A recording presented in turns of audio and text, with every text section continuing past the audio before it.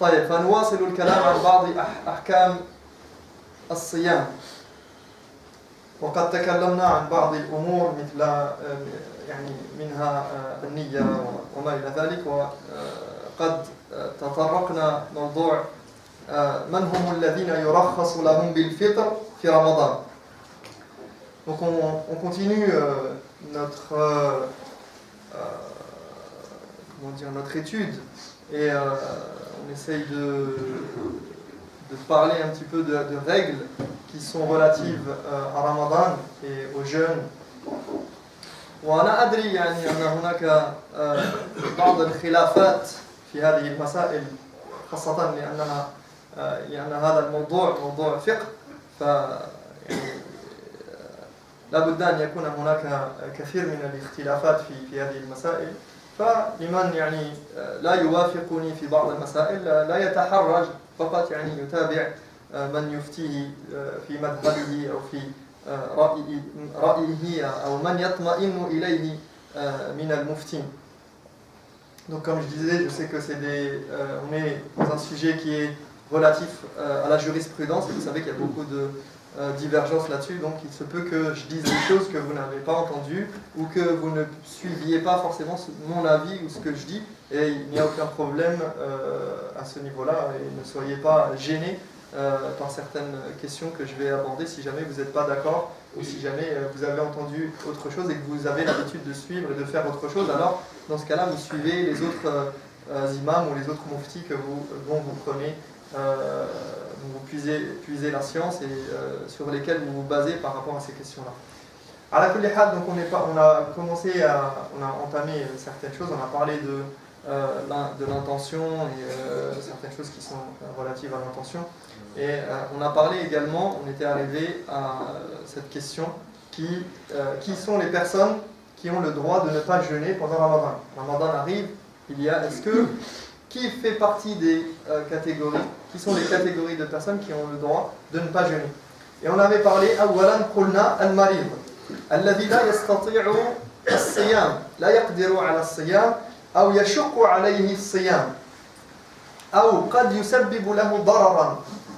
Donc on a dit que première catégorie qui a le droit de ne pas jeûner, le malade. Et on a dit c'est le malade, pas n'importe quelle maladie, c'est le malade pour qui il est difficile de jeûner, ou bien dont la maladie l'empêche carrément de jeûner, ou s'il jeûne, cela peut lui causer du tort. Et on avait dit que lui causer du tort, c'est-à-dire aggraver sa maladie, ou bien retarder sa guérison. Donc si tu es malade de sorte que jeûner va aggraver ton état, ou bien retarder ta guérison, alors là, tu as le droit de ne pas jeûner. Donc, en gros, voici pour résumer ce qu'on avait dit par rapport aux malades. Ça, c'était premièrement le malade. Je vais vous demander déjà d'avancer, comme ça laisse la place à ceux qui arrivent par la suite. Donc, avancez, n'hésitez pas à vous rapprocher du premier rang.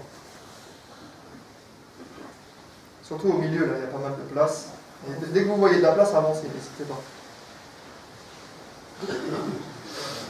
ثانيا تكلمنا عن المسافر أو على سفر فعدة من أيام أخرى.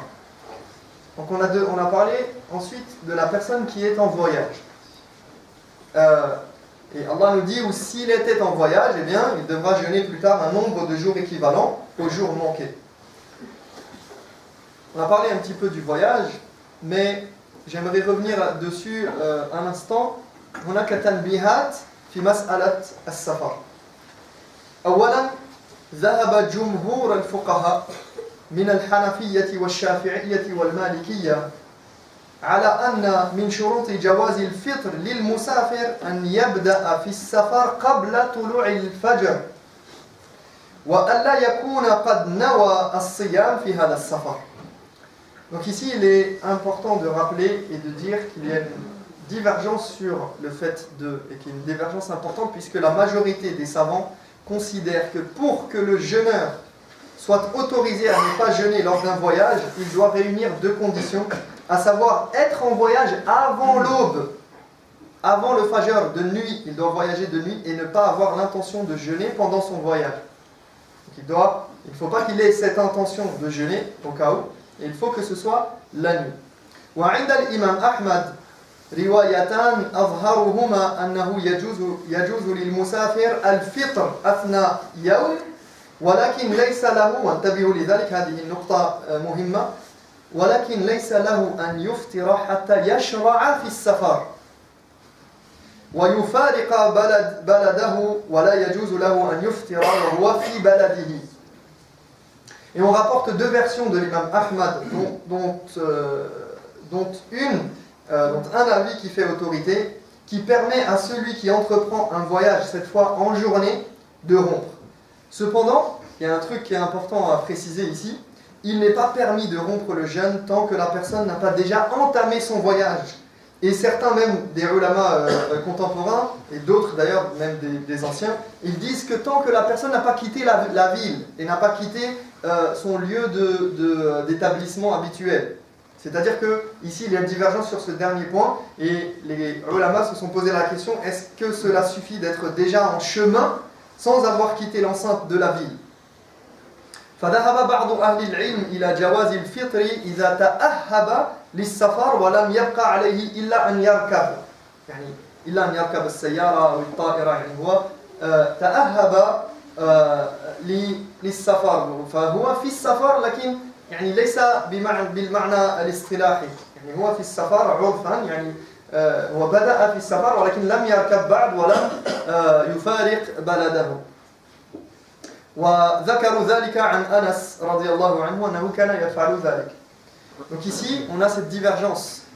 Donc retenez bien qu'il y a deux aspects ici sur cette question, et je sais que c'est un peu précis, mais il faut être...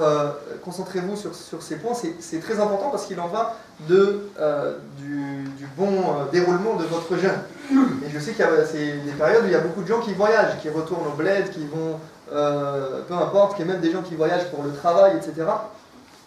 Donc, ici, ce qui nous intéresse, c'est de savoir que la majorité des savants, chez les Hanafites, les Shafi'ites et les Malikites, et donc je sais que parmi vous, il y a beaucoup de gens qui suivent le madhab Maliki, eh bien, ils n'autorisent pas à rompre le jeûne si vous partez en voyage la journée.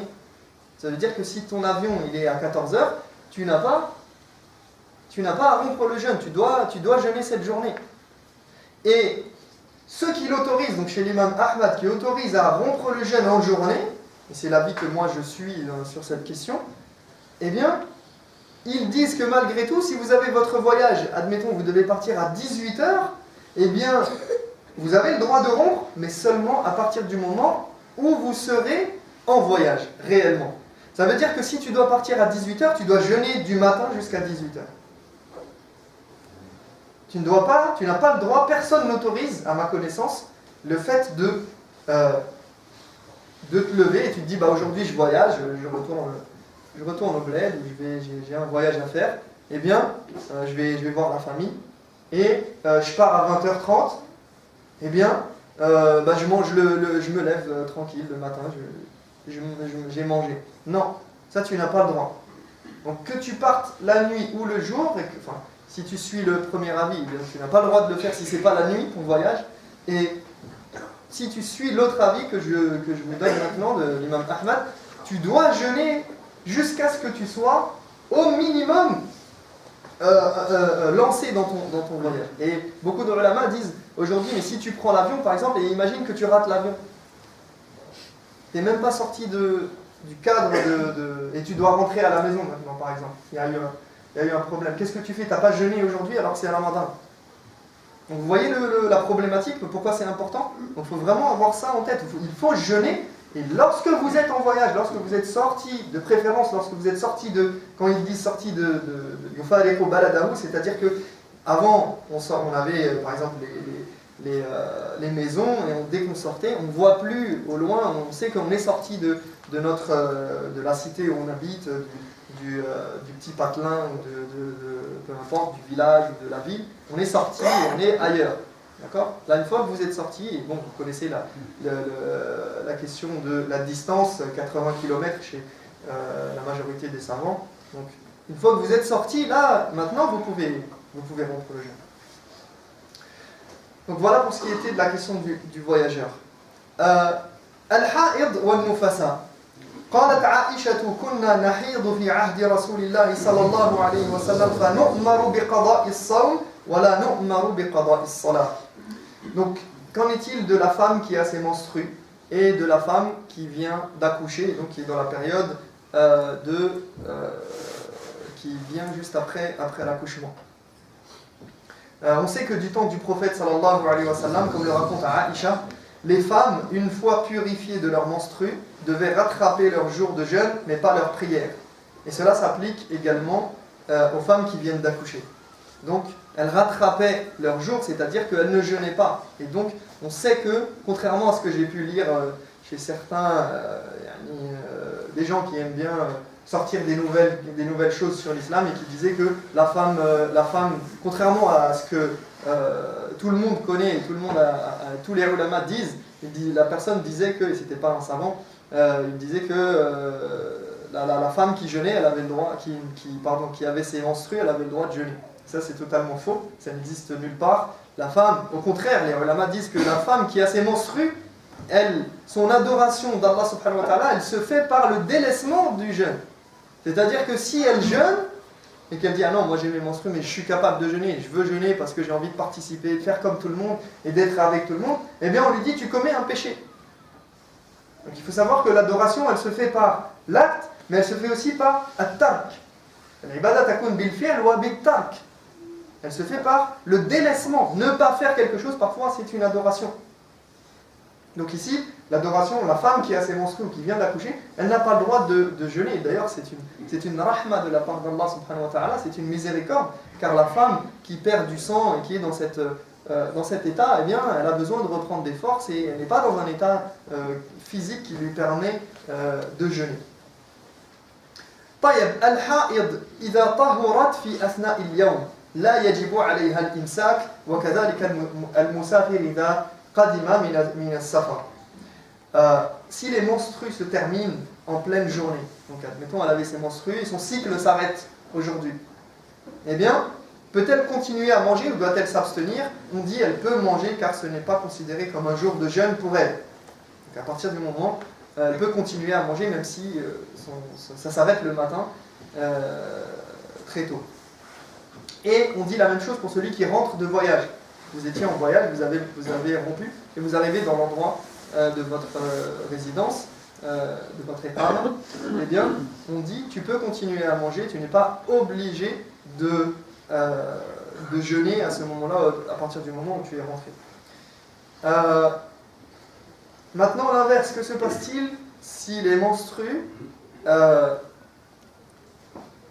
se terminent juste avant le fajr, quelques minutes avant le fajr, mais qu'elle n'a pas eu le temps de se purifier, de prendre sa douche? Eh bien, on lui dit tu jeûnes, même en état d'impureté, parce qu'elle est toujours dans l'état elle ne s'est pas purifiée de ses menstrues. On lui dit que tu jeûnes, mais tu prendras ta douche, c'est-à-dire même après l'entrée du jour et donc après l'adhan. Donc si elle entend l'adhan et qu'elle sait qu'elle vient d'être purifiée, que son cycle s'est arrêté, eh bien elle jeûne même en n'ayant pas encore pris sa douche. Maintenant, qu'en est-il si ces menstrues surviennent quelques instants avant le maghrib? Donc on va dire qu'elle a jeûné toute la journée. Et il reste 5 minutes avant le maghrib, et là elle voit un écoulement de sang. Eh bien on lui dit, ta journée elle sera rattrapée, mais ne t'inquiète pas, tu auras l'ajr, tu auras la récompense de la journée auprès d'Allah subhanahu wa ta'ala que tu as jeûné. Mais cette journée pour nous, elle n'aura pas été complétée, on sait qu'à partir du moment où il y a eu l'écoulement de sang chez la femme, eh bien son jeûne est invalidé automatiquement. طيب استخدام حبوب منع الدورة لتأخيرها من أجل الصيام ما حكم ذلك؟ Qu'en est-il permis d'utiliser des pilules pour retarder le cycle menstruel? Et c'est une question qui revient souvent chez les femmes, parce qu'il y a des femmes qui se disent moi j'aimerais bien jeûner avec tout le monde, c'est pas toujours facile pour elles de se sentir isolée parce que tout d'un coup elle a ses menstrues, elle ne participe plus d'une certaine manière, elle a l'impression de ne pas participer, c'est ça qui est parfois difficile psychologiquement pour elle. Eh bien, certaines se disent je vais utiliser des pilules pour retarder le cycle. D'accord? Eh bien, on dit que c'est une question premièrement qui se discute avec le médecin au cas par cas. Et s'il dit que cela n'entraînera aucun désagrément, alors cela est permis d'une manière, on va dire la base, c'est que ça peut être permis. Mais a priori, de ce qu'on sait, de ce que je sais, la pilule a de nombreux effets indésirables qui sont avérés. Et ça c'est connu. Toutes les formes de pilules qu'il y a pour régler le cycle menstruel, elles ont des effets néfastes sur la personne, et comme le fait notamment de dérégler le cycle hormonal. Et on dit donc si ce n'est pas pour une véritable raison vraiment importante de santé, eh bien ce n'est pas utile de se lancer dedans, sachant que c'est une dérogation donnée à la femme, comme je l'ai dit, par Allah subhanahu wa ta'ala, de ne pas jeûner.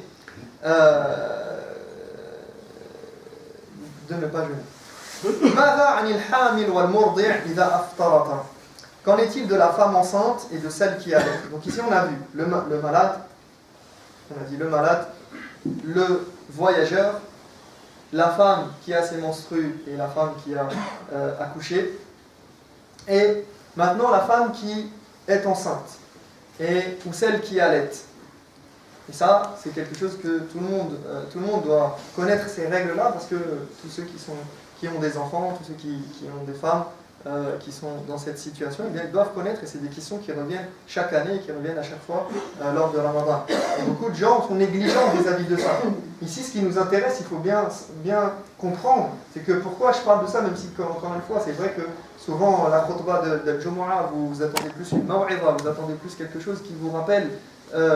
Mais ici, c'est pour nous rappeler, à travers ce discours, que nous devons faire nos adorations d'une manière correcte. Ala basira, ala ilm. Nous devons être des serviteurs d'Allah qui adorent leur Seigneur avec connaissance. Et aujourd'hui, tous les moyens, on a tous les moyens. Je ne vais pas dire qu'on n'a plus d'excuses, mais d'une manière générale, on peut dire qu'on n'a plus d'excuses vis-à-vis d'Allah de ne pas savoir certaines choses alors que tout est à notre portée. Tout le monde doit savoir, c'est des choses que tout le monde doit savoir, doit connaître. Dans les familles, on doit en discuter. Vous devez discuter avec vos femmes, vos mères, vos sœurs, et apprendre ces règles-là, les règles du jeûne. Et ça fait partie du rappel qu'on doit avoir pendant la Ramadan également. Il faut que ce soit spirituel et effectivement, on doit avoir ce rapport. Ramadan, c'est spirituel, c'est pas que des règles, mais les règles, elles ont une importance. Elles ont leur importance dans quoi? Dans la construction du croyant et de son rapport à sa foi et à Allah subhanahu wa ta'ala. On ne doit pas être négligent comme ça. Il y a beaucoup de gens qui sont négligents, ils se réveillent, ah mince, j'ai oublié, ah je ne savais pas. Oui, il y a des choses, on ne peut pas tout savoir, mais c'est à nous de faire l'effort d'aller chercher la connaissance et de s'instruire dans notre religion. Et vous avez vu, il y a plein de règles, et surtout aujourd'hui, on a beaucoup de cas qui sont nouveaux. Eh bien, c'est l'occasion pour nous, c'est vrai que ça rend les choses plus complexes et plus compliquées, mais c'est l'occasion pour nous de nous intéresser à notre religion, de savoir qu'est-ce qu'on a le droit de faire, qu'est-ce qu'on a le droit qu'on n'a pas le droit de faire, qu'est-ce qui invalide le jeûne, qu'est-ce qui n'invalide pas. Même s'il y a des divergences et tout, c'est pas le propos ici, c'est de savoir que on doit aller chercher nous-mêmes cette connaissance et on doit être au fait. C'est pas normal qu'un musulman aujourd'hui il ne connaisse pas ces règles un minimum ou avoir entendu déjà parler, et même s'il a oublié, eh bien il sait qu'il peut aller rechercher. Alors, on dit que la femme enceinte et la femme qui allait, elles ont le droit de rompre le jeûne lorsque cela est nécessaire. لكن إذا كانت نشيطة قوية لا يلحقها مشقة ولا تأثير على جنينها المرأة الحامل مثلا أو حتى المرضع فهذه المرأة يجب عليها أن تصوم لأنها لا عذر لها في ترك الصيام. Ici on dit une chose qui est importante par rapport à la femme qui allait et la femme qui est enceinte. On dit que si elles sont en pleine forme et en pleine possession de leurs moyens et que le jeûne ne les affecte pas plus que d'ordinaire, alors elles se doivent de jeûner. Et comme je l'ai dit par rapport au voyage, c'est parce qu'il y a le fadl zaman, donc le fait que c'est pendant Ramadan, c'est important qu'elle profite de cette occasion si elle est dans la capacité de jeûner. Et aussi parce que c'est l'état de fatigue qui s'ensuit par rapport à l'allaitement et par rapport à la grossesse et le danger qu'il y a derrière qui fait qu'on a le droit de ne pas jeûner, pas simplement l'état en lui-même.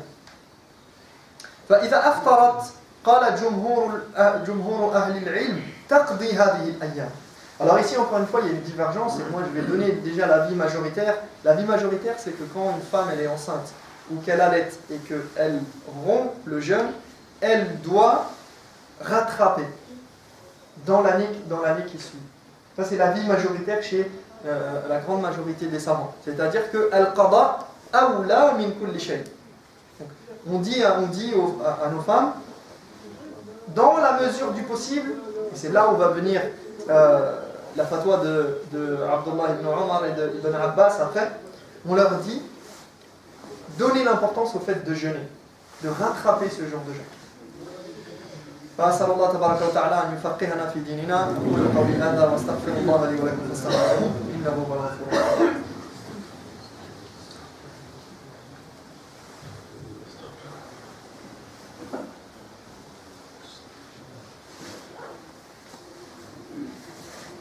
الحمد لله حمدا كثيرا كما أمر أشكره وهو الذي وعد المزيد لمن شكر. عباد الله اتقوا الله فيما أمر وانتهوا عما نهى عنه وزجر وأخرجوا حب الدنيا من قلوبكم فإنه إذا استولى أثر. وأشهد أن لا إله إلا الله وحده لا شريك له وأشهد أن محمدا عبده ورسوله صلى الله عليه وسلم. طيب, donc je vais terminer juste avec ce point parce que le temps file. لكن صح عن ابن عباس وابن عمر رضي الله عنهم أنهما أمرا بالفدية دون القضاء وإن كان القضاء أولى. Comme je le disais, on a la fatwa de Ibn Abbas et de Ibn Omar qui étaient d'avis qu'elles n'ont pas à rattraper mais simplement à nourrir un pauvre, et cela s'applique notamment, on dit cela notamment aux femmes qui accumulent des jours et qui accumulent des ramadans, parce qu'il y a la femme qui a juste eu par exemple un enfant et qui a allaité et elle a fini cette période-là, on va dire que dès qu'elle va finir cette période-là, elle peut rattraper. Mais imaginez une femme qui enchaîne grossesse sur grossesse et allaitement sur allaitement.